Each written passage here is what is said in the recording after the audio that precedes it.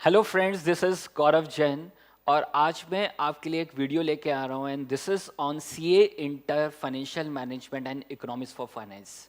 तो ये जो पूरी वीडियो मैं आपको दे रहा हूँ, यहाँ पर मैं पूरा इंट्रोडक्शन पार्ट यहाँ पर आपसे कवर करूँगा, फाइनेंशियल मैनेजमेंट का भी और साथ में इकोनॉमिक्स फॉर फाइनेंस का भी। तो इस वीडियो में दो चीज़ें इंपॉर्टेंट मैं कवर करूँगा। पहला, this is the full introduction to the financial management and economics for finance, कि पूरे फाइनेंशियल मैनेजमेंट को जो इंस्टीट्यूट यहाँ पर लेके आया है, साथ में इकोनॉमिक्स फॉर फाइनेंस को जो लेके आया है, तो उसका पर्पस क्या है, उसके पीछे क्या उनका बैकग्राउंड है, वो क्या वहाँ पर आपसे डिस्कस करना चाहते हैं। तो पूरा जो सब्जेक्ट का बेस है वो यहाँ पर मैं आपसे कवर करूँगा। साथ में मैं यहाँ पर पूरा कंटेंट कवर करूँगा कि इस पूरे फाइनेंशियल मैनेजमेंट में आपके पास कौन कौन से टॉपिक्स हैं, इकोनॉमिक्स फॉर फाइनेंस में आपके कौन से टॉपिक्स हैं, साथ में उनका कितना वेटेज है, वो सब यहाँ पर मैं आपके साथ यहाँ पर डिस्कस करने वाला हूँ। तो ये पूरी मेरी वीडियो है, this is on introduction to the financial management and economics for finance. साथ में मैं यहाँ पर आपको ये बताना चाहता हूँ कि यहाँ पर जो हम पूरा सिस्टम फॉलो करेंगे, this is classroom training. What is classroom training? मैं यहाँ पर आपको पूरा कॉन्सेप्ट बिल्डअप कराऊंगा, आपको पूरा बेस बताऊंगा, साथ में उसका जो पूरा प्रैक्टिकल एस्पेक्ट है, उसका प्रैक्टिकल लिंकेज है, वो भी साथ में बताऊंगा। साथ में मैं आपके पूरे नोट्स यहाँ पर प्रिपेयर कराने वाला हूँ। तो ऐसा नहीं होगा कि मैं आपको कोई डिक्टेशन देने वाला हूँ या यहाँ पर मैं कोई आपको प्रिंटेड नोट देने वाला हूँ। हाँ, आपको बुक्स मिलेंगी, फाइनेंशियल मैनेजमेंट की भी बुक मिलेगी, इकोनॉमिक्स फॉर फाइनेंस की भी बुक मिलेगी, साथ में थ्योरी पार्ट जो भी फाइनेंशियल मैनेजमेंट का है वो भी मैं यहाँ पर आपका पूरा कवर करके दूंगा। वो आपकी उसकी नोट्स भी आपको मिलेंगे। तो बुक्स आपको सब मिलेंगी, बट मैं यहाँ पर आपको पूरे नोट्स लिखवाने वाला हूँ। एक एक नोट्स मैं आपको यहाँ पर प्रिपेयर कराने वाला हूँ, आपका पूरा रजिस्टर मेंटेन कराने वाला हूँ, जिससे जब आप एग्ज़ाम के लिए प्रिपेयर करें तो पूरा मटेरियल आपके पास हो। पूरा इंस्टीट्यूट का, आईसीआई का जो भी स्टडी मटेरियल है, जो भी प्रैक्टिस मैनुअल है, जो भी आपके पास RTP, mock test paper, institute का जो भी कहीं पर भी मटेरियल है related to financial management and economics for finance, मैं यहाँ पर क्लास में ही आपके लिए कवर करने वाला हूँ। ठीक है, तो मेरा पूरा पैटर्न क्या रहेगा? सबसे पहले मैं आपको कॉन्सेप्ट बिल्डअप कराऊंगा, साथ में उसका प्रैक्टिकल लिंकेज बताऊंगा, साथ में आपके नोट्स प्रिपेयर कराऊंगा। एक एक कॉन्सेप्ट मैं यहाँ पर आपको लिखवाने वाला हूँ, फाइनेंशियल मैनेजमेंट में भी और इकोनॉमिक्स फॉर फाइनेंस में भी। ठीक है, तो कोई प्रिंटेड नोट्स ऐसे नहीं मिलेंगे कि आपको प्रिंटेड नोट्स से मैं अंडरलाइन करा दूं, हाईलाइट करा दूं, वो मेरा कॉन्सेप्ट नहीं है। मैं पूरा क्लासरूम ट्रेनिंग को यहाँ पर प्रेफरेंस दूंगा। ठीक है, साथ में जो भी प्रैक्टिकल क्वेश्चंस हैं वो भी हम कवर करेंगे, एफएम के भी और इकोनॉमिक्स फॉर फाइनेंस के भी। जो भी इंस्टीट्यूट के प्रैक्टिकल क्वेश्चंस हैं क्लास में ही कवर करेंगे। ऐसा नहीं है कि मैं आपको होमवर्क देने वाला हूँ। ठीक है, तो मेरा एक ही कॉन्सेप्ट है कि मैं क्लास में आपके लिए इतना मटेरियल जनरेट कर दूं कि आपको कुछ भी वहाँ पर बाहर से करने की ज़रूरत ना पड़े, क्लास में ही सब कुछ कवर करा के आपको भेजूँ। तो ये मेरा पूरा स्टाइल रहेगा। तो ये जो क्लासरूम ट्रेनिंग है, ये फेस टू फेस की फॉर्म में भी आपको मिलेगी, साथ में गूगल ड्राइव क्लासेस, साथ में पेन ड्राइव क्लासेस, तो हर तरह से मोड में आपको ये मिलने वाली है। ठीक है, and this is through Way to Pinnacle. किसके थ्रू मिलने वाली है? वे टू पिनाकल के थ्रू मिलने वाली है। तो यहाँ पर जो भी आपका पूरा एफएम और इकोनॉमिक्स ऑफ फाइनेंस का पूरा जो भी सब्जेक्ट का मटेरियल है वो किसके थ्रू आपको मिलेगा? वे टू पिनाकल के थ्रू मिलेगा। तो this is our introductory class on the financial management and economics for finance. तो सबसे पहले मैं एफएम को डिस्कस कर रहा हूं, फिर मैं कवर करूंगा इकोनॉमिक्स फॉर फाइनेंस को, फिर बताऊंगा उनका आपस में क्या लिंकेज है, क्यों इंस्टीट्यूट इस सब्जेक्ट को लेके आया है। तो पूरा इंट्रोडक्शन मैं यहां पर कवर करने वाला हूं। तो आपका मुझे पूरा फोकस चाहिए यहां पर। आप 100% फोकस देंगे तो आपको पूरा लिंकेज समझ में आएगा। ठीक है, तो देखिए सर, सबसे पहले start with the financial management. Financial management, तो what is the main objective? Financial management,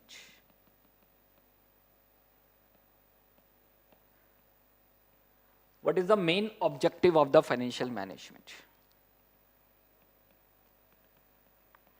तो अगर मैं बात करूं कि ये पूरे सब्जेक्ट का ऑब्जेक्टिव क्या है, what is the main objective of the financial management, और उसका एक ही ऑब्जेक्टिव है और कोई ऑब्जेक्टिव नहीं है। पूरे फाइनेंशियल मैनेजमेंट को करने का एक ही ऑब्जेक्टिव है, to maximise the share value.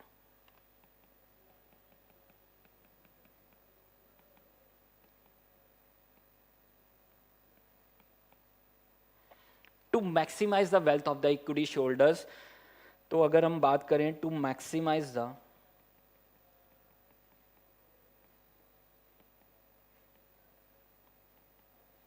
wealth of the equity shareholders, तो what is the main objective to maximize the wealth of the equity shareholders। तो अगर मैं पूरी बात करूं फाइनेंशियल मैनेजमेंट किसके लिए कर रहे हैं, this is for the equity shareholders. हम उनकी वेल्थ को क्या करना चाहेंगे, मैक्सिमाइज। तो हम जो भी यहाँ पर प्रोसेस फॉलो करेंगे, जो भी सिस्टम फॉलो करेंगे किसी भी ऑर्गेनाइजेशन में, कोई भी अगर मैं प्रोसीजर फॉलो कर रहा हूँ तो उसका एक ही ऑब्जेक्टिव होगा, to maximise the wealth of the equity shareholders. तो ये हमारा कोर मेन यहाँ पर ऑब्जेक्टिव है, पूरे सब्जेक्ट का ऑब्जेक्टिव है। हम जो भी कॉन्सेप्ट यहाँ पर पढ़ रहे होंगे उसका फाइनल ऑब्जेक्टिव यही आपको दिखने वाला है, to maximise the wealth of the equity shareholders. ठीक है, तो देखिए सर, सबसे पहले यहाँ पर हमें समझना है कि इंस्टीट्यूट ने इस पूरे फाइनेंशियल मैनेजमेंट को यहाँ पर क्यों लेके आए हैं। तो देखिए सर, सबसे पहले अगर मैं बात करूं अकाउंट्स की, अगर मैं अकाउंट्स की बात करूं तो अकाउंट्स में आपको क्या सिखा रहे हैं, बैलेंस शीट प्रिपरेशंस। समझ पा रहे हैं, वो आपको क्या सिखा रहे हैं, फाइनेंशियल स्टेटमेंट प्रिपरेशंस की फाइनेंशियल स्टेटमेंट कैसे बनाए जाएंगे। ठीक है, बैलेंस शीट कैसे बनाई जाएगी, प्रॉफिट एंड लॉस कैसे बनाया जाएगा, साथ में उससे रिलेटेड जो भी एनेक्सर्स हैं वो कैसे बनाए जाएंगे। तो वो जो पूरा पार्ट है वो आप कहाँ पर पढ़ रहे हैं, this is in your accounts. ठीक है, तो this is related to the balance sheet preparation और द फाइनेंशियल स्टेटमेंट प्रिपरेशंस। तो यहाँ पर आप क्या कवर कर रहे हैं, फाइनेंशियल स्टेटमेंट preparations।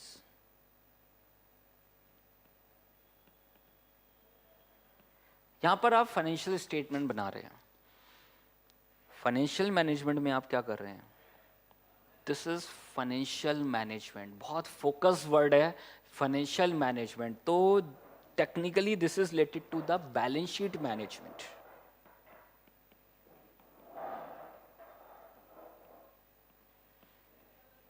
तो ये जो पूरा सब्जेक्ट इंस्टीट्यूट लेके आया है वो किसके लिए लेके आया है, this is balance sheet management. यहाँ पर हमें बैलेंस शीट बनानी नहीं है, टेक्निकली यहाँ पर उसको क्या करना है, मैनेज करना है। और मैनेज क्यों करना है, to maximise the wealth of the equity shareholders. तो this is the core objective.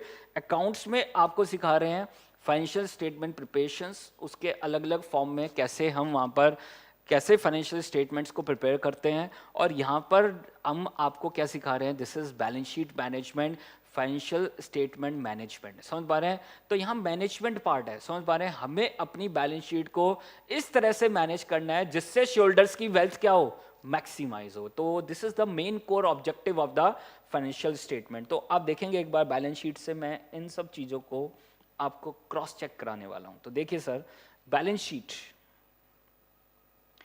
Balance sheet में सबसे पहले आपके पास यहाँ पर क्या आ रहे हैं, equity share capital, reserve and surplus, loans and advances. तो जो भी लोन्स हैं आपके पास या जो भी बॉन्ड्स हैं वो यहाँ पर आने वाले हैं। ठीक है, इधर आपके पास क्या आने वाली हैं, एसेट्स।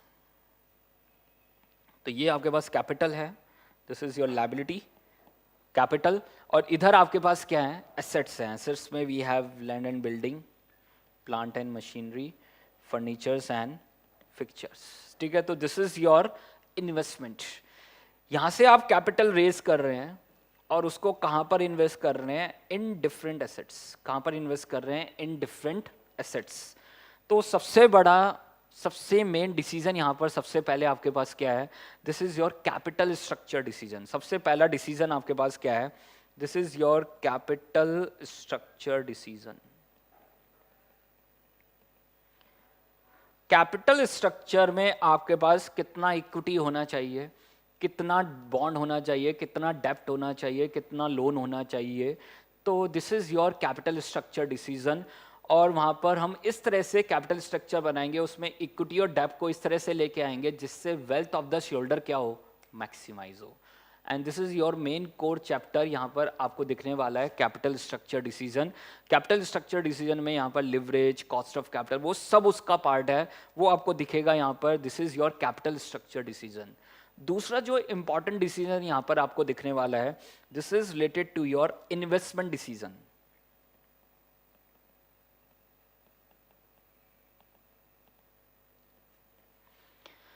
अब आपने जो कैपिटल रेस किया है उसको मुझे सही से क्या करना है, utilise. We have to optimum utilisation of our resources. समझ पा रहे हैं, जो भी हमारे रिसोर्सेज है, जो भी हमारी कैपिटल है, उसको मुझे क्या करना है, ऑप्टिमम यूटिलाइज करना है। और कहाँ पर यूटिलाइज करना है, जो भी हमारे प्रोजेक्ट्स हैं, जो भी हम नए प्रोजेक्ट्स वहाँ पर लगाना चाहते हैं, जो भी नए प्रोडक्ट लॉन्च करना चाहते हैं, उन सब के लिए मुझे डिफरेंट एसेट्स की रिक्वायरमेंट है। तो मुझे वहाँ पर वाइजली बहुत अच्छे से मुझे वहाँ पर एसेट्स को क्या करना है, सेलेक्ट करना है और best utilisation of our capital करना है। And this is your investment decision और द कैपिटल बजटिंग डिसीजन। तो इसको क्या बोलते हैं, कैपिटल बजटिंग डिसीजन।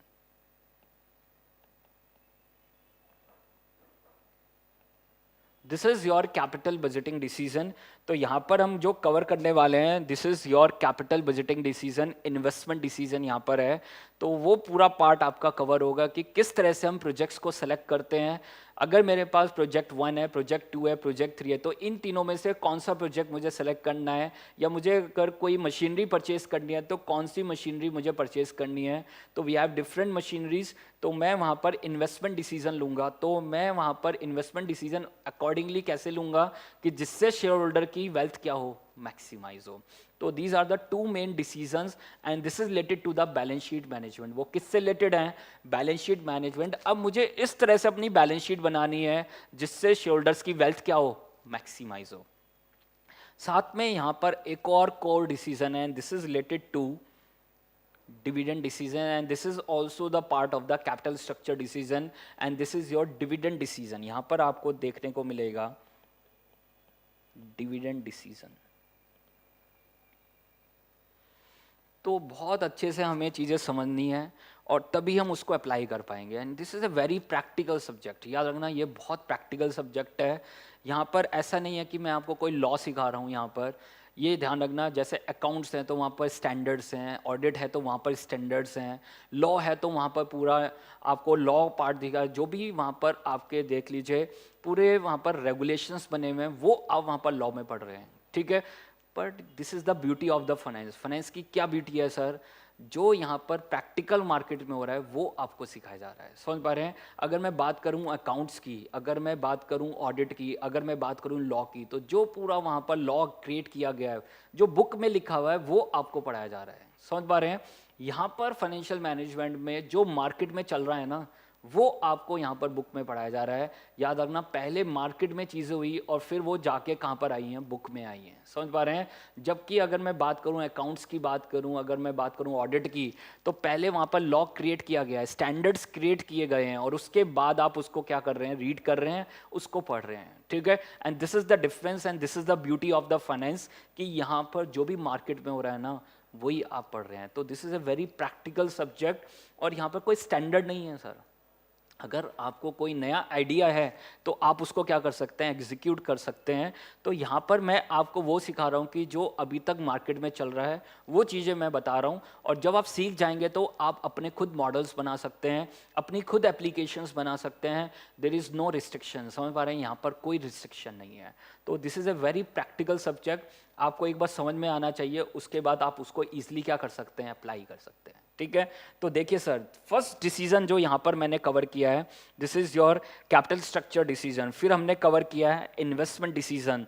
अब थर्ड आपका जो इंपॉर्टेंट डिसीजन है वो आपके पास क्या है, डिविडेंड डिसीजन। डिविडेंड डिसीजन क्या है, ध्यान से समझना। We have to divide your earnings into the retained earnings and dividend.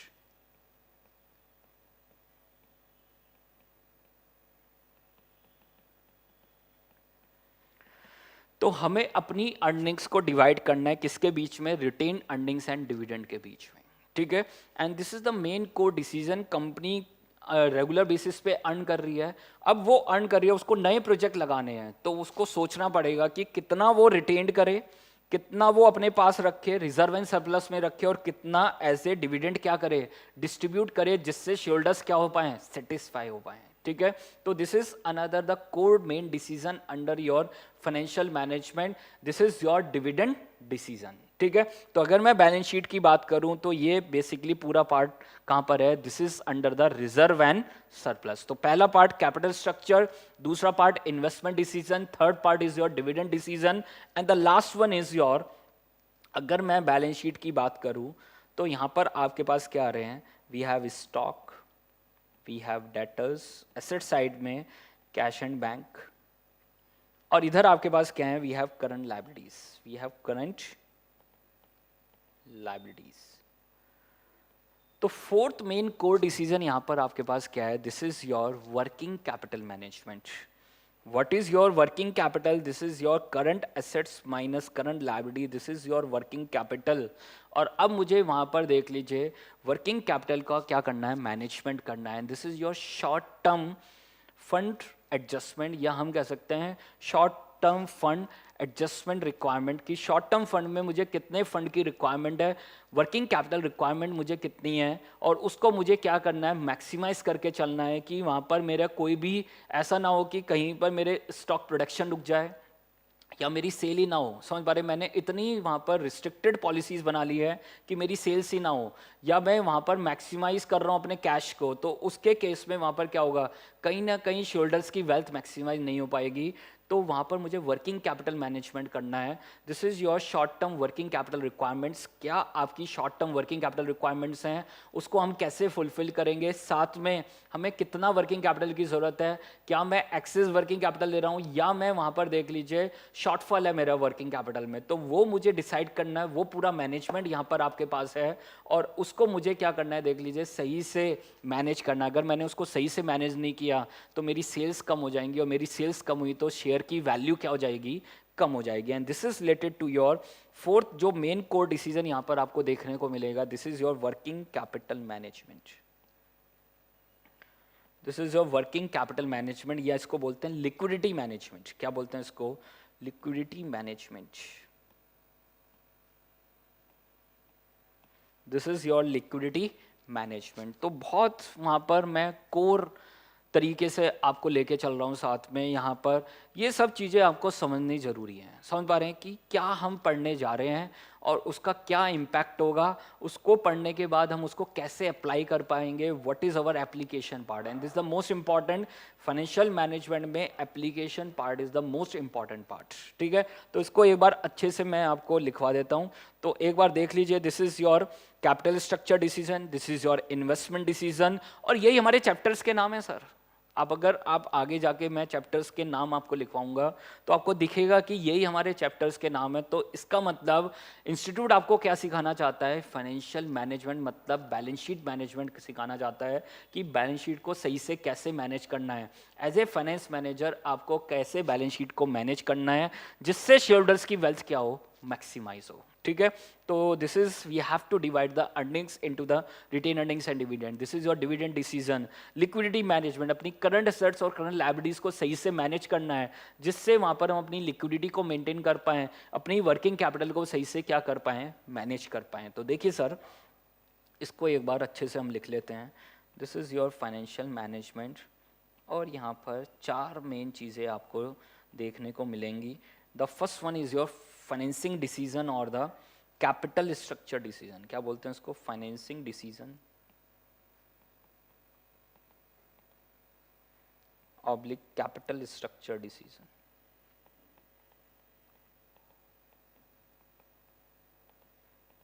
दूसरा मेन डिसीजन आपके पास कौन सा है, investing decision. This is your investing decision, capital budgeting decision, एक ही बात है। Third one is your dividend decision.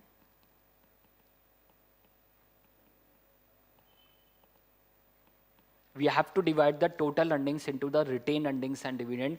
अपनी टोटल अर्निंग को कितना हम रिटेन करें और कितना हम क्या दें, डिविडेंड दें। And the last one is your liquidity management.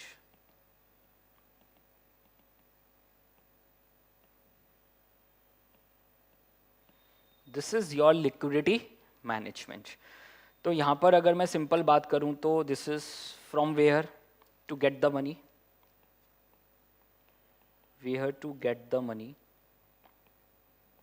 from।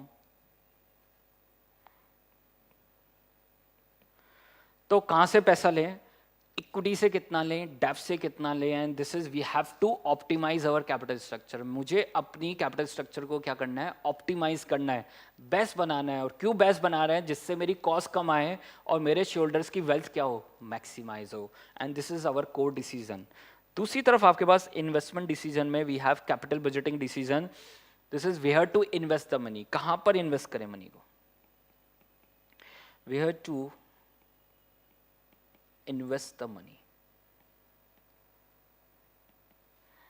This is your capital budgeting decision.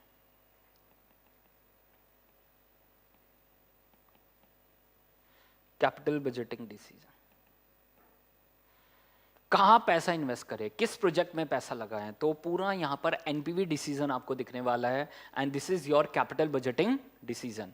Now the third decision is your dividend decision, और डिविडेंड डिसीजन में यही कोर डिसीजन था, we have to divide the total earnings into the retained earnings and the dividend.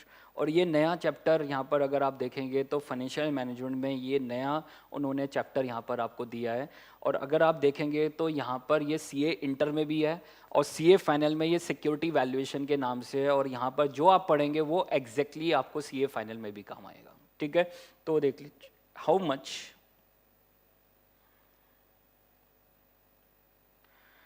to distribute amongst the shareholders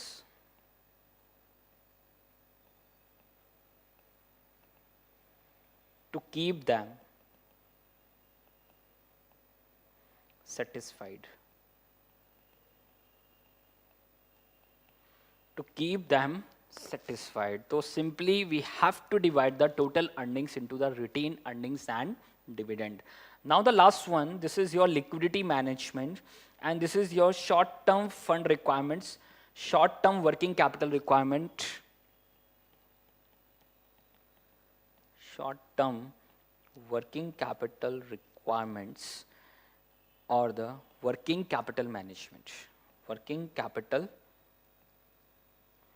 management. तो यहां पर जो भी आप देखेंगे debtors management, creditors management, cash management, तो ये यहां पर आप सीखने वाले हैं। इन्वेंट्री मैनेजमेंट, तो वो सब किसका पार्ट है, this is the part of your liquidity management और द वर्किंग कैपिटल मैनेजमेंट। तो ये पूरा पार्ट हम यहां पर कवर करने वाले हैं। अगर आप देखेंगे तो यही हमारे चैप्टर्स हैं sir.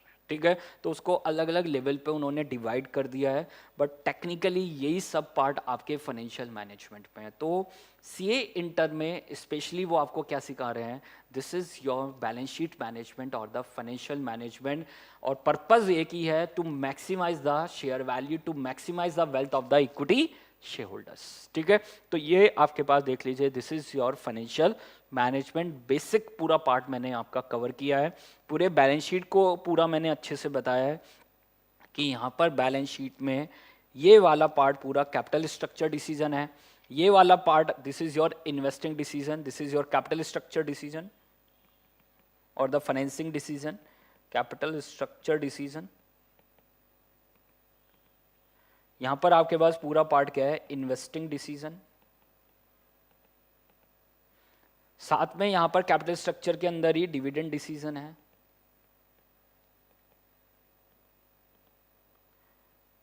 And the last one आपके पास क्या है, this is your working capital management. Working capital is current assets and this is your current liabilities, this is your working capital management. तो ये आपको सीखना है सर। यहां पर एक्चुअली में आपको यही सब चारों चीजों पे पूरा फोकस रखना है। ठीक है, चले आगे सर। अब देखिए ये पूरा सब्जेक्ट यहाँ पर उसका और क्या कारण है, यहाँ पर इन सब चीजों को लेके आने का पर्पस क्या है। हम अपने शोल्डर्स की वेल्थ को क्या करना चाहते हैं, मैक्सिमाइज। ठीक है, और मैक्सिमाइज करने के लिए हम इन सबको क्या करेंगे, मैनेज करेंगे। ठीक है, और मैनेज करने के साथ यहाँ पर एक जो इम्पॉर्टेंट पार्ट है वो यहाँ पर मैं आपका कवर करूँगा। ठीक है, तो समझना पड़ेगा कि यहाँ पर ये पूरा सब्जेक्ट को ऐड क्यों किया गया है, उसके पीछे कारण क्या था, उसका पूरा बैकग्राउंड क्या था। तो एक एग्जाम्पल से समझते हैं इसको। ठीक है, तो एक पूरा एग्जाम्पल मैं यहाँ पर ड्राफ्ट कर रहा हूँ आपके लिए, and this is very practical point. और साथ में मैं लिंक करूंगा कि इकोनॉमिक्स फॉर फाइनेंस को यहाँ पर क्यों लेके आए, ठीक है। तो पहले सिर्फ फाइनेंशियल मैनेजमेंट ही था और कॉस्टिंग था आपके पास, कॉस्टिंग प्लस फाइनेंशियल मैनेजमेंट था। अब उन्होंने पूरा नया सब्जेक्ट बनाया और नया सब्जेक्ट बनाने का कुछ पर्पस होगा सर। ऐसे ही इंस्टीट्यूट पूरा नया सब्जेक्ट नहीं बना रहा है, financial management plus economics for finance. तो वो आपको समझ में आएगा अभी कि फाइनेंशियल मैनेजमेंट के साथ इकोनॉमिक्स फॉर फाइनेंस को क्यों ऐड किया गया है, उसका क्या ऑब्जेक्टिव है। और वो एक बार समझ में आया ना, तो उसका पूरा जो थीम है समझ में आया ना, तो आपको पूरे कॉन्सेप्ट समझने में आसानी होगी, ठीक है। तो ये चीज़ आपको बहुत क्लियर हो गई होगी कि यहाँ पर एग्जैक्टली में हम क्या करना है फाइनेंशियल मैनेजमेंट में और इकोनॉमिक्स फॉर फाइनेंस में क्या करेंगे, वो मैं आपको अभी बताऊंगा, ठीक है। तो देखिए सर, एक एग्जाम्पल से समझते हैं। वी हैव रिलायंस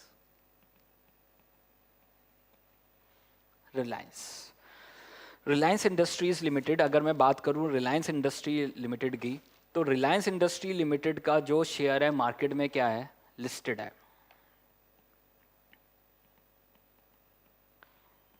लिस्टेड का क्या मतलब है कि आप उसको ट्रेड कर सकते हैं कहां पर, स्टॉक एक्सचेंज पे। समझ पा रहे हैं वो कहां पर लिस्टेड है, स्टॉक एक्सचेंज पे। और वहां मैं उसको क्या कर सकता हूं, इजिली बाय एंड सेल। समझ पा रहे हैं, क्या कर सकते हैं उसको, इजिली बाय एंड सेल, ठीक है। तो आपको जब खरीदना है रिलायंस का शेयर आप खरीद सकते हैं, किसके थ्रू, स्टॉक एक्सचेंज के through. We have NSC and BSC. NSC, BSC, National Stock Exchange and the Bombay Stock Exchange. हमारे पास दो मेजर स्टॉक एक्सचेंजेस हैं जहां पर आप शेयर्स को क्या कर सकते हैं, ट्रेड कर सकते हैं। तो जहां से आप सेल परचेज कर सकते हैं, ठीक है। तो आप देखेंगे रिलायंस का शेयर वहां पर लिस्टेड है और अगर मार्केट आज मान लो 9:15 पे आपके पास ओपन हो रही है, तो आप देखेंगे कि मार्केट जब स्टार्ट होगी और जब तक एंड होगी, मार्केट में शेयर का प्राइस क्या कर रहा होगा, फ्लक्चुएट कर रहा होगा सर। प्राइस कभी ऊपर और प्राइस कभी नीचे। तो मान लो आज के दिन ऑलमोस्ट प्राइस चल रहा है 1457। The price of the Reliance share is 1457 और आप देखेंगे जैसे 9:15 पे वो ओपन होगा तो प्राइस स्टार्ट करेगा फ्लक्चुएट करना, कभी 1457 से ऊपर, कभी 1457 से नीचे। तो प्राइस रेगुलर क्या कर रहा है, फ्लक्चुएट। एवरी मोमेंट प्राइस क्या कर रहे हैं, फ्लक्चुएट कर रहे हैं। तो हमें वो रीजन ढूंढना है कि प्राइस क्यों फ्लक्चुएट कर रहे हैं, और वही पूरा हमारा सब्जेक्ट है। याद रखना, यही पूरा हमारा सब्जेक्ट है। जो उसके पीछे रीजन है वही हमारा क्या है, पूरा सब्जेक्ट है, ठीक है।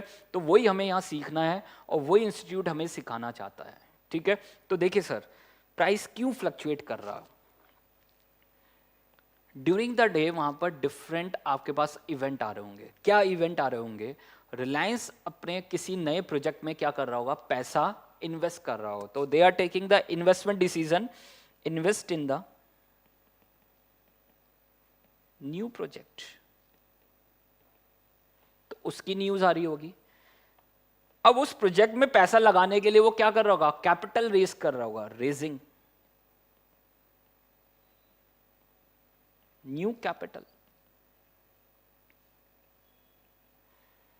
नई कैपिटल रेज कर रहा होगा, और नई कैपिटल रेज कर रहा होगा तो उसकी कहीं ना कहीं क्या होगी, कॉस्ट होगी। तो ये आपके पास this is related to the cost of capital.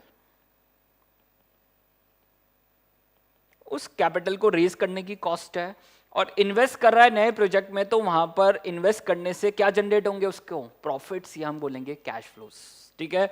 तो क्योंकि यहाँ पर जो भी इवैल्यूएशंस होते हैं हमारे पूरे फाइनेंशियल मैनेजमेंट में, this is not related to the profit, this is related to the cash flows, ठीक है। तो यहाँ पर क्या जनरेट हो रहा होगा, cash flows, and this is related to your investment decision. वो किससे रिलेटेड है, इन्वेस्टमेंट डिसीजन से रिलेटेड है।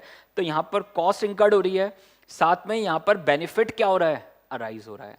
तो डेली बेसिस पे यहाँ पर इस तरह की न्यूज आ रही होंगी। साथ में और क्या न्यूज आ रही होंगी, launching the new projects, new products,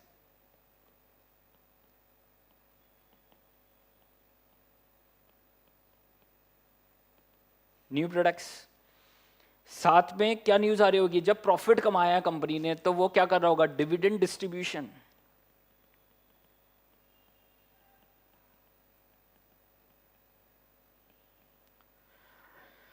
dividend distribution, तो वो अपने शेयरहोल्डर्स को क्या कर रहा होगा, डिविडेंड डिस्ट्रीब्यूट कर रहा होगा। तो ये सब इवेंट ड्यूरिंग द डे आ रहे होंगे कंपनी को नए प्रोजेक्ट मिले, कंपनी को नए वहाँ पर ऑर्डर्स मिले, तो ये सब किसका पार्ट है? News and events. और जैसे न्यूज़ एंड इवेंट्स आ रहे होंगे तो उसकी वजह से प्राइस क्या कर रहा होगा? फ्लक्चुएट कर रहा होगा। किसी को लग रहा है शेयर प्राइस बढ़ने वाला है, किसी को लग रहा होगा शेयर प्राइस क्या होने वाला है? फॉल होने वाला है। तो एक चीज़ बात क्लियर अपने माइंड में रखना सर, अगर मार्केट में ट्रेड होगा, मान लो 1457 पे ट्रेड होगा, तो एक पार्टी बाय कर रही होगी उसी प्राइस पे और एक पार्टी क्या कर रही होगी? सेल कर रही होगी। तो याद रखना प्राइस फ्लक्चुएट क्यों हो रहा है? क्योंकि वहां पर देख लीजिए डिमांड एंड सप्लाई जनरेट हो रही है, और डिमांड एंड सप्लाई जनरेट क्यों हो रही है? Because of the events, because of the different factors. और वो फैक्टर्स क्या हैं? वो रेजिंग ऑफ कैपिटल हो सकता है, इन्वेस्टमेंट डिसीजन हो सकता है, डिविडेंड डिसीजन हो सकता है, या वर्किंग कैपिटल मैनेजमेंट। वो वहां पर वर्किंग कैपिटल के लिए, क्योंकि जैसे नए प्रोडक्ट लॉन्च होंगे, नए प्रोजेक्ट लॉन्च होंगे, उनकी सेल्स बढ़ेगी, और सेल्स को सपोर्ट करने के लिए वी नीड वर्किंग कैपिटल। तो मुझे वहाँ पर डेटर्स मैनेजमेंट करना होगा, मुझे क्रेडिटर्स मैनेजमेंट करना होगा, मुझे इन्वेंट्री मैनेजमेंट करना होगा, मुझे कैश मैनेजमेंट करना होगा, and this is related to the working capital management. तो वी नीड वर्किंग कैपिटल। तो मुझे इन सब चीज़ों की ज़रूरत पड़ेगी, और वहाँ पर देख लीजिए जब इन सब चीज़ों की ज़रूरत पड़ेगी तो लोगों को भी पता होगा कि वहाँ पर कंपनी नए प्रोजेक्ट लॉन्च करेगी, तो वहाँ पर कैपिटल रेस करेगी, डेब्ट से भी करेगी, इक्विटी से भी करेगी, तो वहाँ पर लोन इवेंट होगा, इक्विटी वहाँ पर आईपीओ एफपीओ आएगा देख लीजिए कंपनी का, साथ में वहाँ पर देख लीजिए कंपनी वहाँ पर डिविडेंड डिसीजंस ले रही है, साथ में वर्किंग कैपिटल मैनेजमेंट डिसीजन ले रही है। तो उसकी वजह से सब लोग क्या करेंगे? वहाँ पर वैल्यूएशन। समझ पा रहे हैं? तो ये जो पूरा सब्जेक्ट बना है वो पता किसके बेस पे बना है? This is based on valuation sir. हर कोई क्या कर रहा होगा? वैल्यूएशन। किसी को लग रहा होगा शेयर प्राइस बढ़ने वाला है, किसी को लग रहा है शेयर प्राइस फॉल होने वाला है, तो अकॉर्डिंगली लोग अपने डिसीजन ले रहे होंगे। कोई वहां पर बाय कर रहा होगा जिसको लग रहा है शेयर प्राइस बढ़ने वाला है, कोई वहां पर सेल कर रहा होगा जिसको लग रहा है शेयर प्राइस क्या होने वाला है? फॉल होने वाला है। समझ पा रहे हैं? तो हर एक की अपनी एनालिसिस है, और एनालिसिस को वो किस में कन्वर्ट कर रहा है? This is in the valuation, कि मेरे हिसाब से शेयर का प्राइस कितना होना चाहिए या कंपनी की कितनी वैल्यूएशन होनी चाहिए। And this is the main core objective of financial management, कि हम वहाँ पर क्या सीखना चाहते हैं? वैल्यूएशन सीखना चाहते हैं। हम देखना चाहते हैं कि रिलायंस के शेयर का प्राइस कितना होना चाहिए। समझ पा रहे हैं? मेरे हिसाब से वो कितना होना चाहिए, और उसके लिए मैं क्या कर रहा हूँ? डिफरेंट वैल्यूएशंस कर रहा हूँ। मैं देखूंगा कि कंपनी फ्यूचर में जो भी नए प्रोजेक्ट लगाएगी वहाँ पर कितने कैश फ्लो जनरेट करेगी, या हम बोलेंगे उसको बेनिफिट्स। समझ पा रहे हैं? कितने बेनिफिट्स वहां से जनरेट होंगे। साथ में आज कंपनी नए प्रोजेक्ट लगाएगी तो वहां पर कितना कॉस्ट क्या होगा? इंकर्ड होगा, या इन बिटवीन कितना कॉस्ट इंकर्ड होगा। तो we have initial investment. Initial investment में वो क्या करेंगे? Land and building, plant and machinery, तो वहां पर कैपिटल एक्सपेंडिचर करेंगे। साथ में वो वर्किंग कैपिटल में अपना देख लीजिए पैसा इन्फ्यूज करेंगे, तो this is the cost incurred. साथ में उससे क्या जनरेट होंगे? बेनिफिट्स। हर साल कंपनी को क्या जनरेट होंगे? बेनिफिट्स जनरेट होंगे। तो वो हमें कब इवैल्यूएट करने हैं? आज। याद रखना, जो भी इन्वेस्टमेंट डिसीजन होगा वो कब डिसाइड होगा? This is as on today. तो मुझे आज ही डिसाइड करना है कि मुझे रिलायंस का शेयर खरीदना है या रिलायंस का शेयर क्या करना है? बेचना है। और उसके लिए मैं क्या करूंगा? पूरा इवैल्यूएशन करूंगा। कंपनी कौन से नए प्रोजेक्ट लगाना चाहती है, कंपनी कौन से कैपिटल रेज कर रही है, उनका क्या डिविडेंड डिसीजन होगा, तो सबको हम क्या करेंगे? प्रिडिक्ट करेंगे। एंड प्रिडिक्ट करने के बाद देखेंगे कि कंपनी फ्यूचर में कितना बेनिफिट क्या करेगी? जनरेट करेगी, साथ में वो कितना कॉस्ट इंकर्ड करेगी, और उन सब की क्या निकालेंगे? Present value. तो what is the wealth as on today? Valuation as on today और the wealth as on today. This is present value of benefit minus present value of cost, and this is the core objective of this subject financial management, and this is pure valuation. हम यहाँ पर क्या करना चाहते हैं? valuation as on today.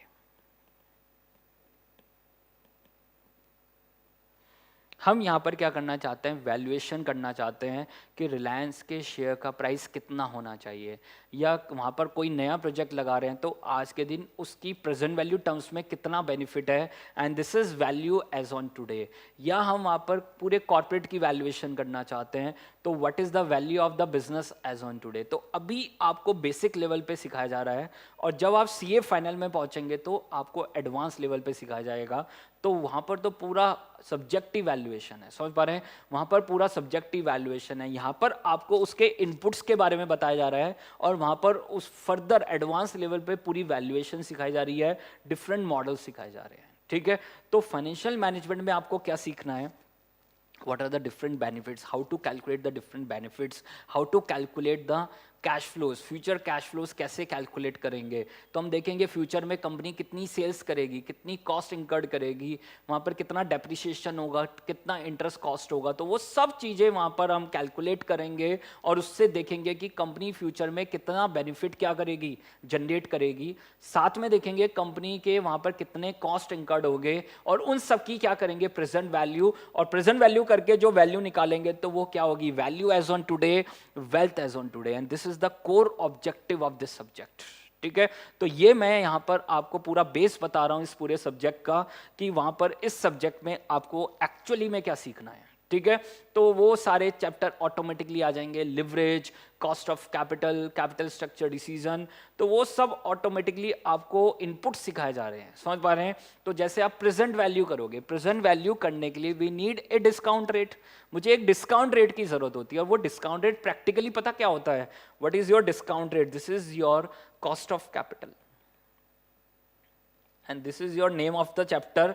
पूरे chapter का नाम ही क्या है, कॉस्ट ऑफ कैपिटल। आपको सिखाया जाएगा कि how to calculate the cost of capital, और वो क्या है टेक्निकली आपके लिए, this is your discount rate. Discount rate किस पर्पस के लिए यूज होगा, जब मैं प्रेजेंट वैल्यू निकालूंगा, प्रेजेंट वैल्यू जो भी मैं कैश फ्लोज बेनिफिट यहां पर कैलकुलेट कर रहा हूं, उन सब की क्या निकालूंगा, प्रेजेंट वैल्यू। और प्रेजेंट वैल्यू निकालने के लिए we need a discount rate, और डिस्काउंट रेट कैलकुलेट करने के लिए मुझे किस चैप्टर की जरूरत पड़ेगी, कॉस्ट ऑफ कैपिटल की, ठीक है।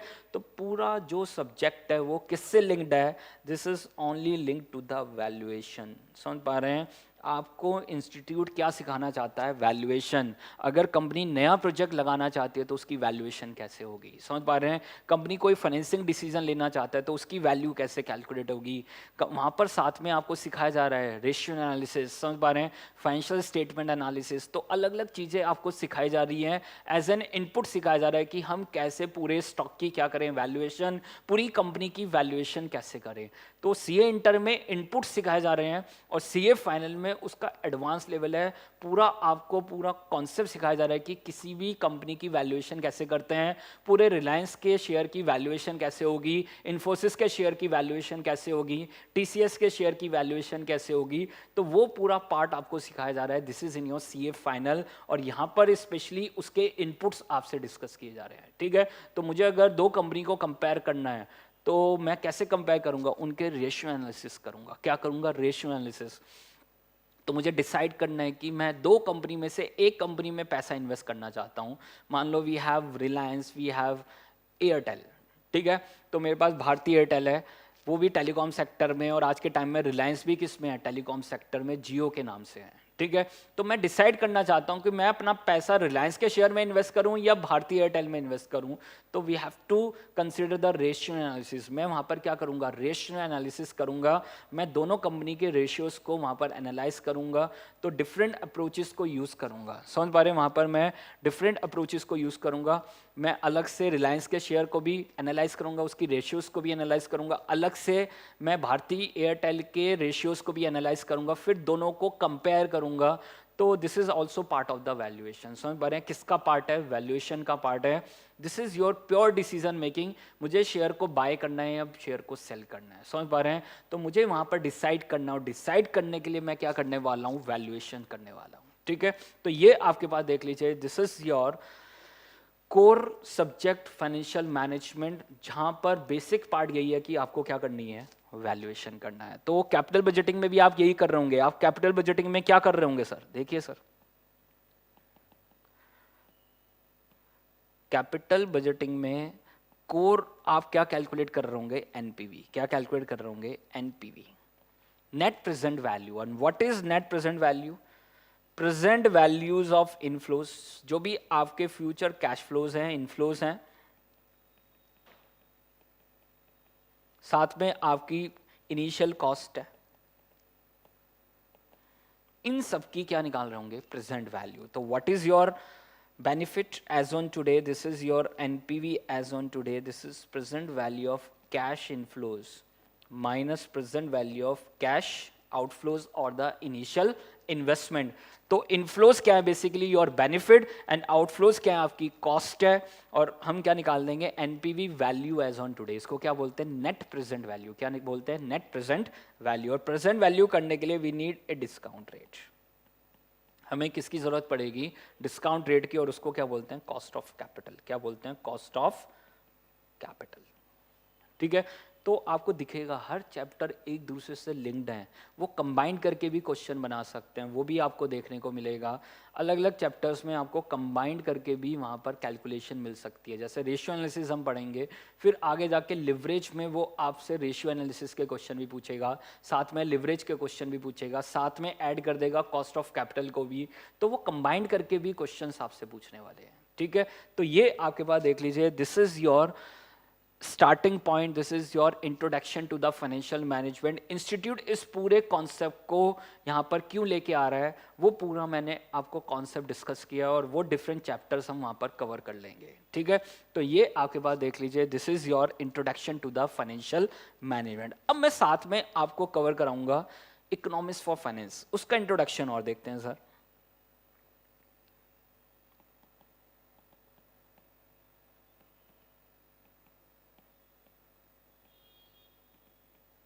Introduction to Economics for Finance. अब इकोनॉमिक्स फॉर फाइनेंस क्या है sir? This is also part of the valuation. अभी आपको देखने को मिलेगा, यहाँ पर इंस्टीट्यूट ने 4 मेन चैप्टर्स को कवर किया है। ठीक है, पहला this is related to national income,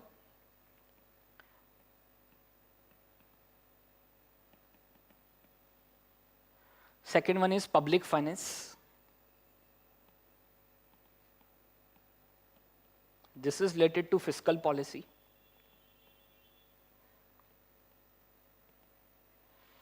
फिर आपके पास money market, this is related to monetary policy,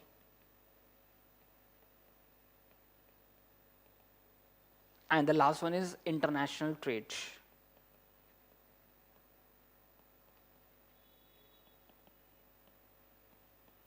अब आपको लग रहा होगा कि ये इकोनॉमिक्स है, नहीं sir, this is economics for finance. Difference है सर दोनों में।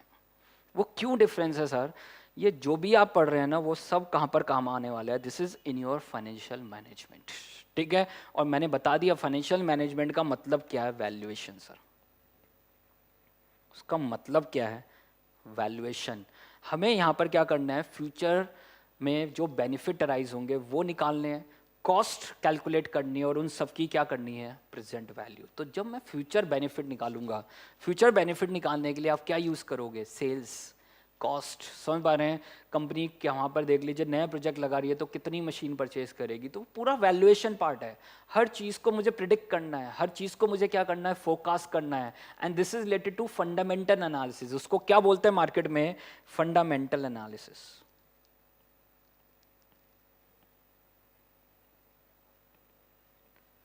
तो इकोनॉमिक्स फॉर फाइनेंस यहाँ पर जो लॉन्च किया गया है ना, this is related to the fundamental analysis. समझ पा रहे हैं? इंस्टीट्यूट आपको क्या सिखाना चाहता है, फंडामेंटल एनालिसिस सिखाना चाहता है।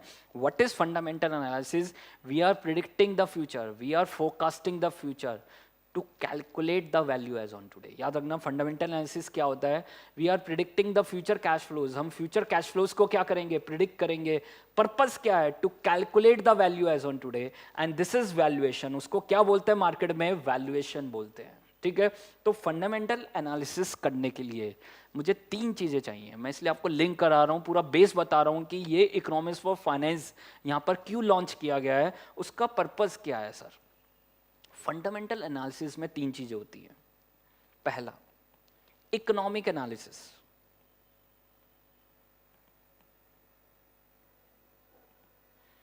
Second, industry analysis.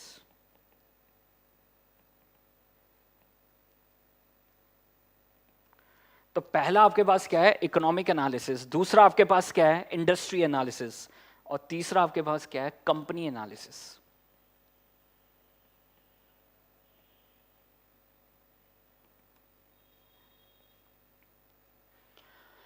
और ये जो पूरा इकोनॉमिक एनालिसिस आप करने वाले हैं ना, this is macro economic analysis.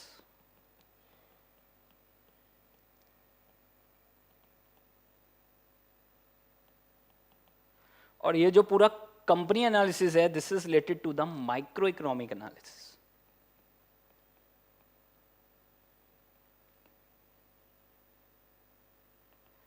तो ये जो पूरा इकोनॉमिक्स ऑफ फाइनेंस है ना sir, this is your economic analysis. समझ पा रहे हैं? पूरा मैक्रो इकोनॉमिक एनालिसिस आप यहाँ पर सीखने वाले हैं कि मुझे जब किसी कंपनी की वैल्यूएशन करनी है तो what are the macro economic factors, किन फैक्टर्स को मैं कंसिडर करूं जिससे मैं क्या कर पाऊंगा, इकोनॉमिक एनालिसिस कर पाऊंगा, मैक्रो इकोनॉमिक एनालिसिस कर पाऊंगा। ठीक है, तो आपको देखने को मिलेगा, जैसे मेरे पास चैप्टर्स हैं, we have national income, public finance, money market and international trade. अब देखो मैं इसको कैसे लिंक कराता हूँ, ध्यान से समझना सर।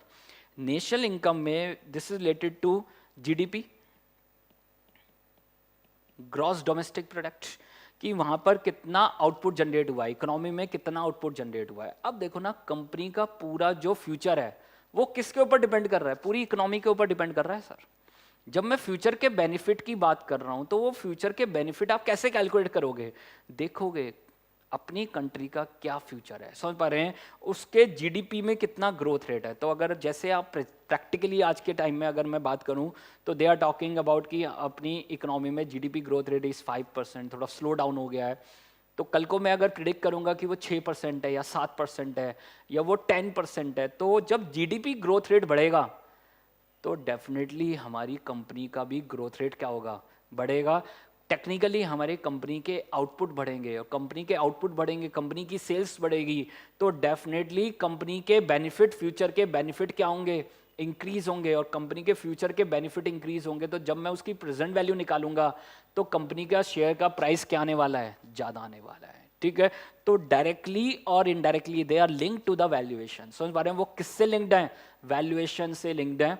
तो पहले मैं इकोनॉमिक एनालिसिस करता हूँ, फिर मैं पूरे इंडस्ट्री की एनालिसिस करता हूँ, और फिर मैं उस पर्टिकुलर, मान लो रिलायंस है तो रिलायंस की कंपनी की एनालिसिस करता हूं, और तब मैं बताता हूं कि वहां पर रिलायंस के शेयर का प्राइस कितना होना चाहिए। And this is related to the fundamental analysis. वो किससे रिलेटेड है आपके पास, this is related to your fundamental analysis. तो पूरा जो इकोनॉमिक्स ऑफ फाइनेंस है, this is related to the valuation. समझ पा रहे हैं, यहाँ पर पूरा एक एक चैप्टर आपका किससे लिंक्ड है, वैल्यूएशन से लिंक्ड है। उसके मैं और एग्जांपल आपको बताता हूँ।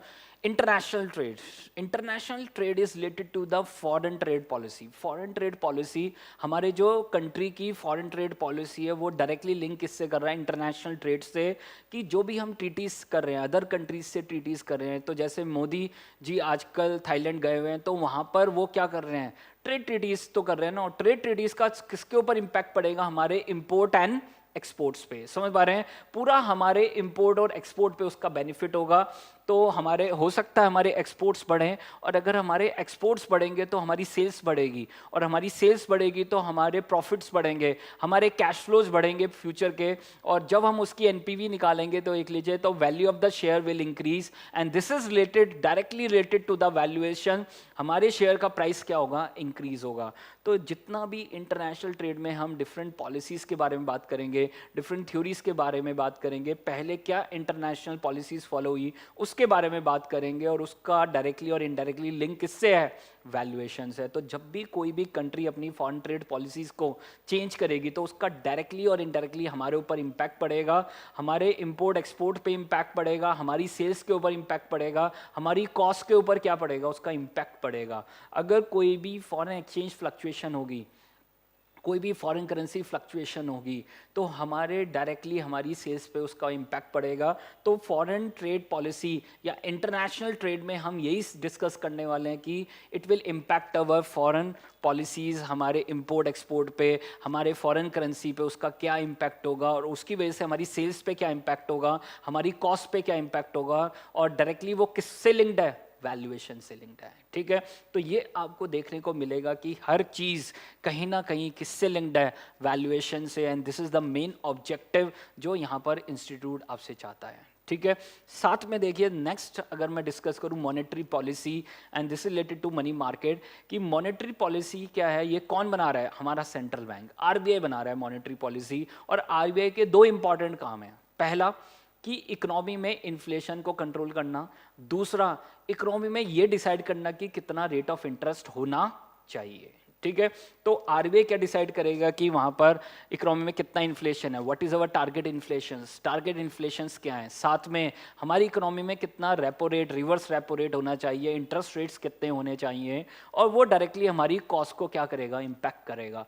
अगर इकोनॉमी में इन्फ्लेशन बढ़ेंगे तो रेट ऑफ इंटरेस्ट बढ़ेंगे, और रेट ऑफ इंटरेस्ट बढ़ेंगे तो हमारी कॉस्ट ऑफ कैपिटल बढ़ेगी, है ना हमारा चैप्टर फाइनेंशियल मैनेजमेंट में कॉस्ट ऑफ कैपिटल। और कॉस्ट ऑफ कैपिटल अगर बढ़ेगा तो उस केस में हमारी जो एनपीवी है वो क्या आने वाली है, कम आने वाली है। अगर डिस्काउंट रेट ज़्यादा होगा तो प्रेजेंट वैल्यू क्या आएगी, कम आएगी। समझ पा रहे हैं, तो डायरेक्टली हमारी वैल्यूएशंस को क्या करेगा, इम्पैक्ट करेगा मॉनेटरी पॉलिसी। और यही हमें से देखना है कि there is an linkage between the financial management and the economics for finance. ठीक है, साथ में आपके पास fiscal policy, fiscal policy is basically related to the government policy. Government जो पार्लियामेंट में पॉलिसी बना रही है, this is related to the output levels, related to the consumption level, investment levels. तो हर लेवल के लिए वो वहाँ पर क्या बना रही है, फिस्कल पॉलिसी बना रही है, हर सेक्टर के लिए वो अपनी पॉलिसी बना रही है। और वो डायरेक्टली और इनडायरेक्टली हमारे आउटपुट्स पे इम्पैक्ट करेगा, हमारी सेल्स पे इम्पैक्ट करेगा, हमारी कॉस्ट पे इम्पैक्ट करेगा। और कहीं ना कहीं देख लीजिए वो किससे लिंक्ड है, वैल्यूएशन से लिंक्ड है।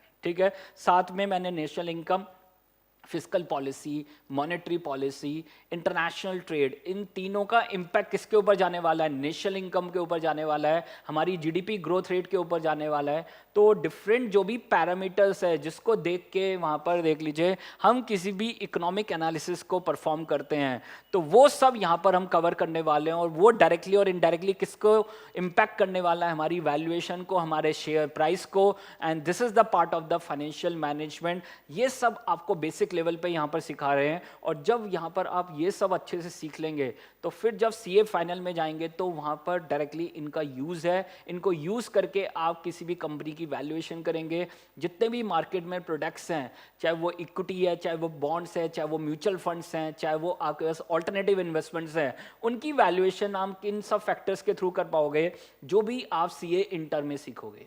ठीक है, तो ये सब आपके पास देख लीजिए, this is your introduction to the financial management and the economics for finance. ठीक है, तो ये आपके पास देख लीजिए पूरा पार्ट था। मैंने यहाँ पर बेसिक लेवल पे आपको बताया कि वहाँ पर फाइनेंशियल मैनेजमेंट, इकोनॉमिक्स, फाइनेंस क्या है, उसका बेस क्या है, इंस्टीट्यूट हमें ये सब क्यों सिखाना चाहता है और उसका वहाँ पर फाइनेंशियल मैनेजमेंट से क्या लिंकेज है। ठीक है, तो this is our first part of the video जो मैंने यहाँ पर कवर किया है। ठीक है, अब जो सेकंड पार्ट है वो क्या है आपके पास, व्हाट इज अवर वेटेज। समझ पा रहे हैं हर चैप्टर की क्या वेटेज है, कौन कौन से चैप्टर हैं।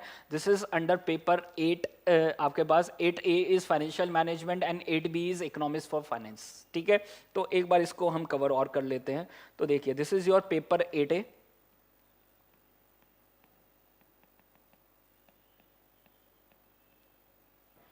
दिस इज फाइनेंशियल मैनेजमेंट,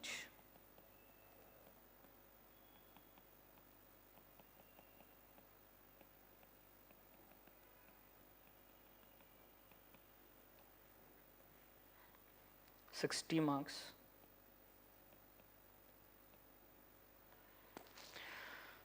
पहला चैप्टर यहां पर आपके पास क्या है, थ्योरी का चैप्टर है, scope and objective of financial management.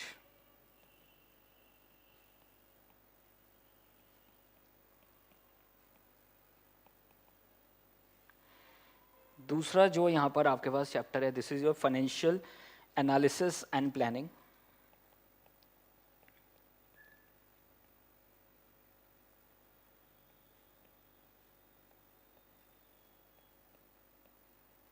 This is related to the ratio analysis.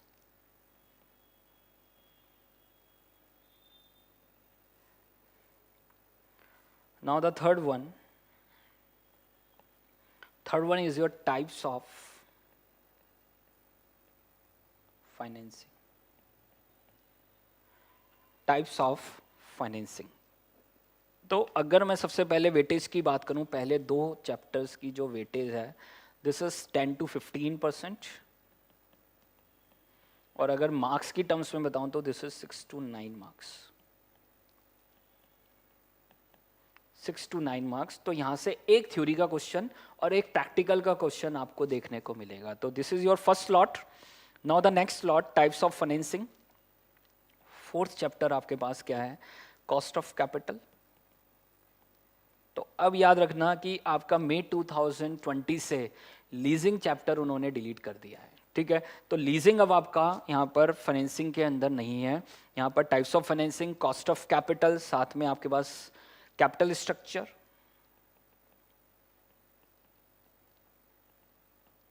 Decision, और साथ में आपके पास लिवरेजेस। तो ये आपके पास this is your second slot financial management में, और इसका वेटेज 40 to 45% है, अबाउट 24 to 27 मार्क्स। अब लीजिंग हट गया तो हो सकता है कि कुछ वेटेज चेंज हो, तो हो सकता है कि एक क्वेश्चन इधर उधर ट्रांसफर हो। मुझे लगता है कि जो नेक्स्ट स्लॉट है उसमें जहाँ तक वेटेज बढ़ाएंगे, ठीक है? तो फर्स्ट स्लॉट आपके पास this is your scope and objective of financial management, pure theory chapter है। फिर रेशियो एनालिसिस है, फिर आपके पास टाइप्स ऑफ फाइनेंसिस, अगेन ये आपके पास थ्योरी चैप्टर है। थ्योरी का क्वेश्चन यहाँ से आपको मिलेगा देखने को। Cost of capital, capital structure, decision, leverages. Now the seventh one, next slot आपके पास क्या है? Investment decision. This is your capital budgeting basically. Eighth, risk analysis.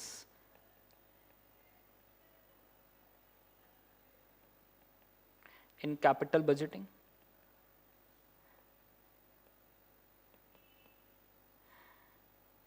Ninth chapter आपके पास क्या है? Dividend decision.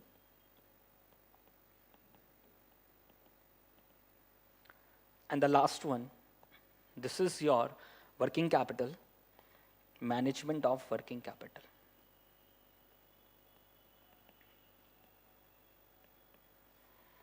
This is your third slot, और इसका जो वेटेज है about 45 to 50% है। इसमें जो ये वाला पार्ट है आपके पास, इसका वेटेज है आपके पास 30 to 35%, अबाउट 18 to 21 मार्क्स, और वर्किंग कैपिटल का 10 to 15% का वेटेज है, 6 to 9 मार्क्स।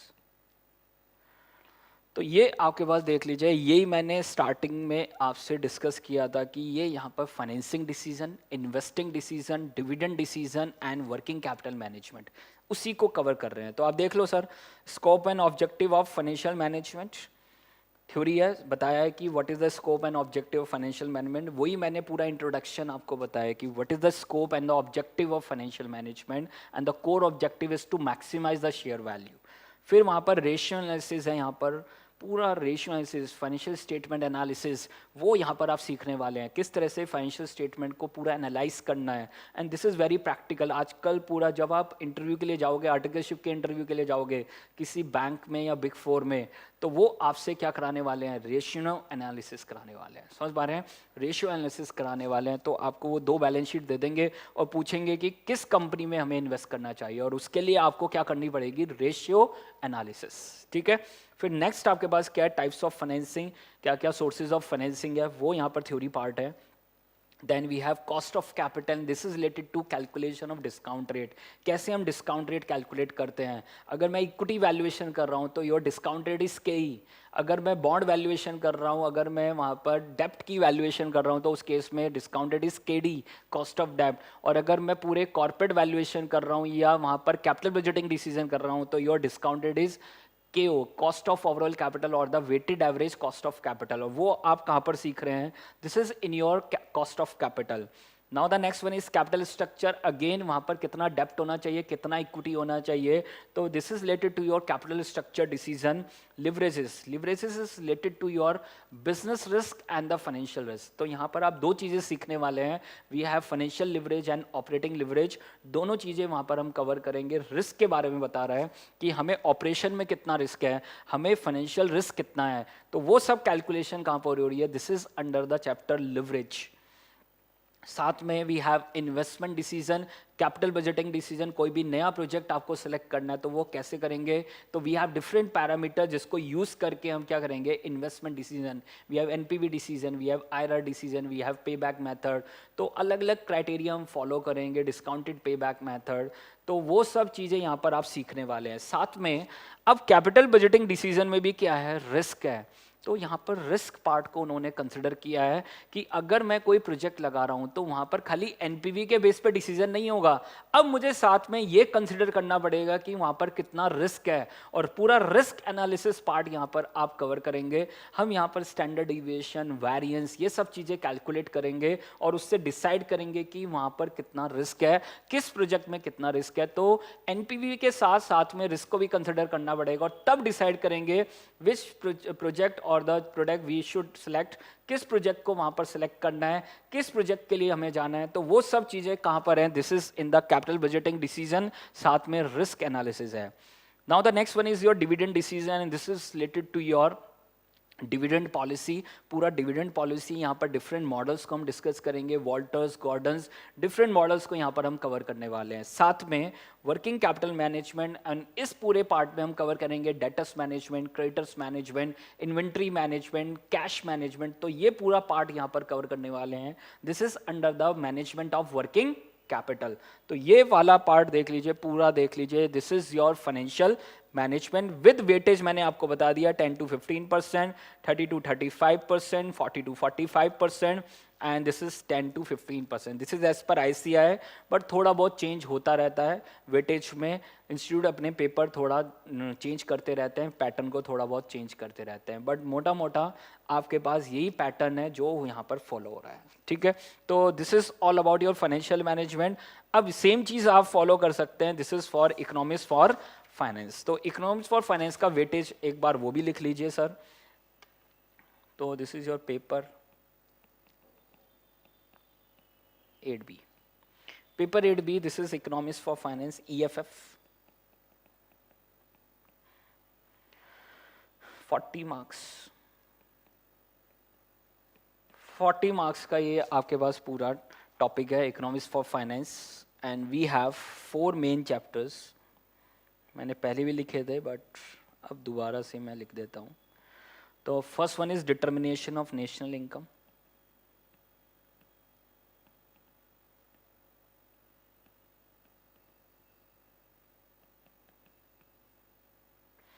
फिर है पब्लिक फाइनेंस. फिर आपके पास the money market. And the last one is international trade.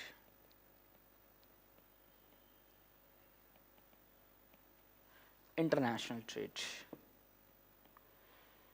तो यहाँ पर आपके पास देख लीजिए 2 यूनिट हैं, 2 यूनिट्स. यहाँ पर आपके पास 4 यूनिट्स हैं. यहाँ पर आपके पास 3 यूनिट्स हैं. और यहाँ पर आपके पास 5 यूनिट्स हैं. तो we have 14 units जो हम कवर करेंगे सर. वेटेज की बात करूं तो यहाँ पर ऑलमोस्ट इक्वल वेटेज है, 8 to 12 मार्क्स ईच. 8 से 12 मार्क्स का यहाँ पर देख लीजिए आपके पास हर यूनिट आता है एग्जाम में. तो मतलब हर यूनिट आपके लिए देख लीजिए, हर चैप्टर आपके लिए यहाँ पर इंपॉर्टेंट है क्योंकि हर एक की इक्वल, ऑलमोस्ट इक्वल वेटेज है. ठीक है, तो यहाँ पर we are talking about the national income ingredients. क्या क्या नेशनल इनकम के अंदर कंसिडर होता है, कैसे कैलकुलेशन होती है, different ways of calculation, expenditure method, consumption method. We have different types of method जो यहाँ पर हम कवर करने वाले हैं. पब्लिक फाइनेंस इज डायरेक्टली और indirectly link to the fiscal policy, पूरा फिस्कल पॉलिसी का ही पूरा लिंकेज यहाँ पर आपको देखने को मिलेगा। Again this related to expenditure, income, वही सब बातें हैं, क्या वहाँ पर सोर्स ऑफ फाइनेंस हैं, किस तरह से गवर्नमेंट अपना पूरा फंडिंग कर रहा है, पूरा पॉलिसी कैसे बना रहा है, पूरा पार्लियामेंट में किस तरह से पॉलिसी ड्राफ्ट कर रहा है, वो सब बातें यहाँ पर है। This is related to the monetary policy, RBI अपनी क्रेडिट पॉलिसी कैसे बना रही है, किस तरह से पूरे फाइनेंस को वो क्या कर रही है, कंट्रोल कर रहा है, वह हमारी जो डिमांड फॉर मनी है वो कहाँ से है, सप्लाई फॉर मनी है वो कहाँ से है, किस तरह से वो सप्लाई को कंट्रोल कर रहा है। तो वो सब चीज़ें कहाँ पर कवर करेंगे, this is in your money market. And the last one is your international trade. तो we have international trade policies, वो सब वहाँ पर डिस्कस करेंगे, क्या फॉरेन एक्सचेंज का वहाँ पर क्या रोल है, वो किस तरह से वहाँ पर इम्पैक्ट हो सकता है, कब वो प्रीमियम पे जाएगा, कब वो डिस्काउंट पे जाएगा। तो वो जो पूरा इंटरनेशनल ट्रेड में आप पढ़ोगे ना सर, पूरा जो फॉरेन करेंसी से रिलेटेड आप पूरे कॉन्सेप्ट पढ़ोगे, वो डायरेक्टली आपको पता कहाँ काम आएंगे। This is under your forex chapter CA final SFM में, ठीक है। तो CA फाइनल SFM में पूरा कॉन्सेप्ट काम आने वाला है, मनी मार्केट के पूरे कॉन्सेप्ट आपके काम आने वाले हैं। This is in your CA final SFM। तो ये पूरा आपके पास क्या है, दिस इज योर इकोनॉमिक्स। एक बार पूरा पेपर पैटर्न और देख लेते हैं।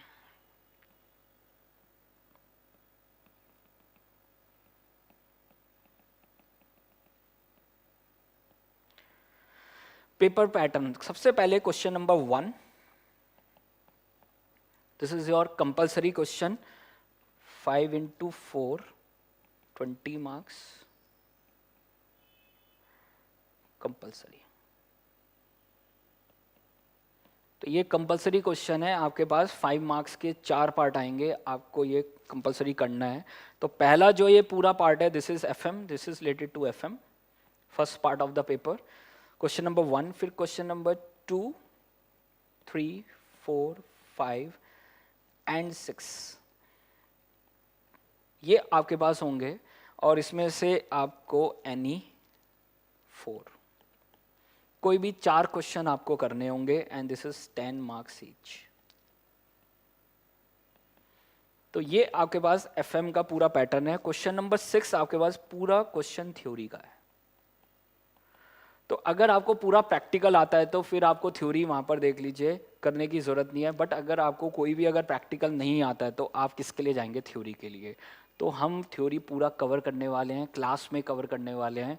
हर थ्योरी का एक एक क्वेश्चन मैं आपको यहाँ पर क्लास में समझाऊंगा, उससे रिलेटेड जो भी नोट बनेगा वो मैं आपको लिखवाऊंगा। तो जिसका आपको बेनिफिट मिलेगा ऑन एग्जाम डे, आप इजीली उसको लिख सकते हैं। तो कुछ थ्योरी प्रैक्टिकल बेस्ड थ्योरी है, कुछ वहाँ पर थ्योरेटिकल चैप्टर है, मैंने डिस्कस भी किए थे, scope and objective of financial management, types of financing. तो वहाँ से डायरेक्ट थ्योरी है, और कुछ प्रैक्टिकल बेस्ड थ्योरी है, वो भी हम वहाँ पर कवर करेंगे, ठीक है। तो ये क्वेश्चन नंबर 1, 2, 3, 4, 5, 6 कहाँ से आएगा, FM से।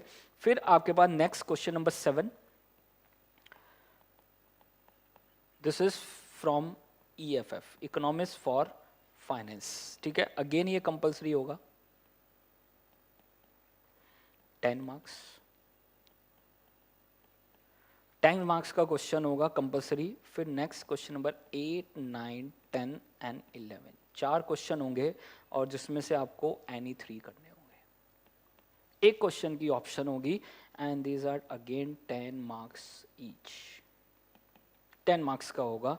तो ये आपके पास देख लीजिए, इसमें जो 40 मार्क्स का पेपर है ना, इसमें 10 to 15 मार्क्स का क्या होगा, प्रैक्टिकल क्वेश्चंस होंगे। तो जैसे आपके पास नेशनल इनकम है, वहाँ पर प्रैक्टिकल है। तो आपके पास अलग अलग चैप्टर में आपको छोटा छोटा प्रैक्टिकल देखने को मिलेगा। तो 10 से 15 मार्क्स का आपको क्या मिलेंगे, प्रैक्टिकल क्वेश्चंस मिलेंगे। तो ये पूरा पैटर्न आपको देख लीजिए, फॉलो करना है। और जो बैलेंस आपके पास बचेगा 25 to 30 marks, this is from theory part.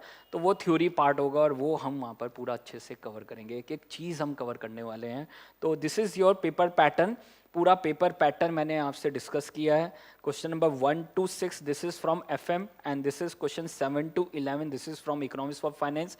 यहाँ पर एक क्वेश्चन की ऑप्शन है, और यहाँ पर एक क्वेश्चन की आपके पास ऑप्शन है। तो अच्छा लेंदी पेपर है आपके पास, और आपको बहुत अच्छे से प्रैक्टिस करके जाना है, पूरा अच्छे से आपको करके जाना है, और तभी वहाँ पर आप इजीली 3 घंटे में परफॉर्म कर पाओगे, ठीक है।